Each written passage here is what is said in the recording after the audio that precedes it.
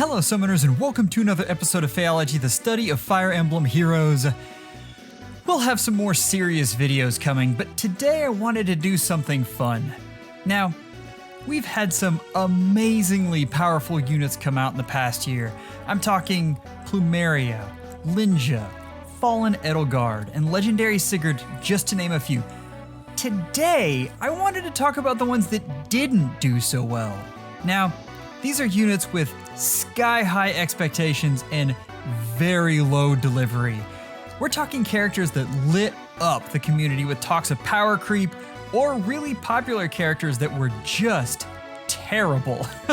That's right, we're looking for the legendary Selifs of the past year. And let me remind you, this guy can't beat a single other legendary put out before 2019. That's insane. So, without further ado, let's get started with the worst units of Gen 5. 5! The name's Zane. The Princey and me go way back. Oh, I mean Marth. Now, Zane is the very definition of a stat ball, and I want you all to remember how the entire community was convinced that this was the most busted unit ever to be released. You were a simple HP boon away from the ultimate tank. The problem is, we're in the midst of a skills-based meta. We can stack a ton of stats using mythics and drives, but a unit's worth is measured by how many skills you can get, and more importantly, the right skills. We'll get to that in number 1. But here's the telltale sign. I have not gone up against one single Zane in any game mode not named Pawns of Loki. Honestly though, have you ever tried to surround a unit with a bunch of other stat balls in Aether raids? It's not as easy as it looks. 4! I am a military man first, not a dancer, so I appreciate your patience. Summoners, I almost got kicked out of the Discord over this unit. My statement was, a dancer always has at least some utility, and you would have thought I had insulted Alphonse's mom. The thing about Quan is who he was released with. Look at it this way. If you want a dancer that dodges isolation based on HP or defense, choose Eldigan. As a Grail unit, he's cheaper and has 5 more BST. If you want a ranged dancer off this banner, pick Lachesis, who was the 4-star special. You combine this with a lackluster stat spread and limited inheritables, and you have an incredibly expensive seasonally locked 5-star exclusive surrounded by better options. That being said, I would still like to have him for my Bow Valor SP farming team, just saying. 3! Let me be of help to you. No matter the hardship, I'm ready.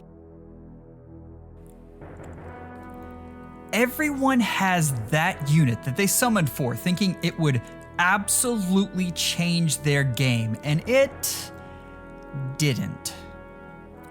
Asbel is Howdy's unit, and I have never heard so much vitriol from him. The problem with Asbel is he's not great at any one thing. He's just flat worse than Legendary Byleth. If you want an AoE specialist, pick Sonya. If you want a tank, and I'm not kidding here, pick Spring Sharena. His weapon really does a lot, but it makes him a generalist. He's a generalist green mage who can't kill Brave Hector. I know a lot of green mages can't kill Brave Hector, but this is a new one. But he still has more use than this next unit we're gonna talk about. 2! Oh! You're a sneaky one, aren't you? I know. Everyone loves Mercedes. I love Mercedes, but summoners, this is a terrible unit. What do you do with that stat spread? She's not one-shotting anyone, and a properly built Reinhardt can break right through that resistance. You want to know the real kicker? Arete has 1 more BST and isn't a seasonally locked 5-star. Go take a look. They have very similar stat spreads, and neither has a PRF. So this is clearly IS putting waifu bait out there. But I mean, I guess she at least has good fodder?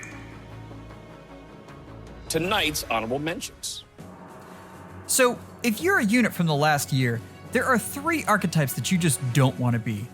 One is an Axe Cav, one is a red infantry mage, but the absolute worst has been the Grand Hero Battle Lances. Summoners, just take a look at this list made from Linus Faye's site. These are terrible units with absolutely forgettable fodder, and there were so many of them. I've had to use several of these as arena bonus units, and I gotta tell you, using bonus season Gal was pure suffering. Now, I know what people are going to say, but Trine is actually a good unit. Listen, the only problem is she doesn't kill the one significant beast in this entire game. Why am I gonna get a unit that fails at their job? But none of it compares to the suffering that this next unit brought me. The people put their faith in me. I must not disappoint them.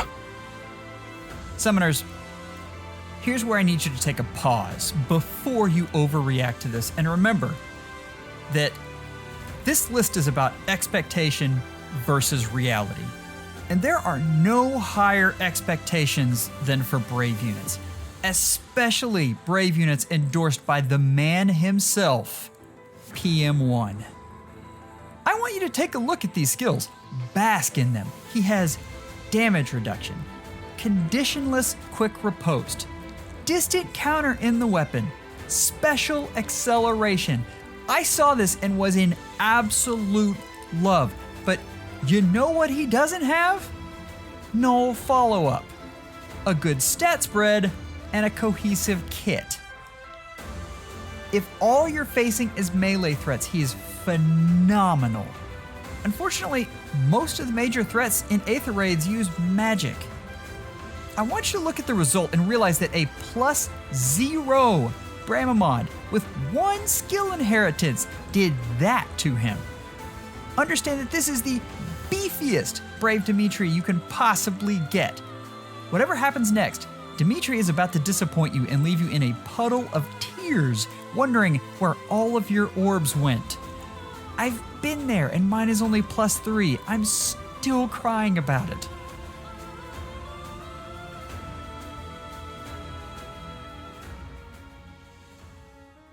Summoners, I hope you enjoyed the catharsis of celebrating this year's failures. And remember, we're about to get 4 amazing units dropped on us in a couple weeks.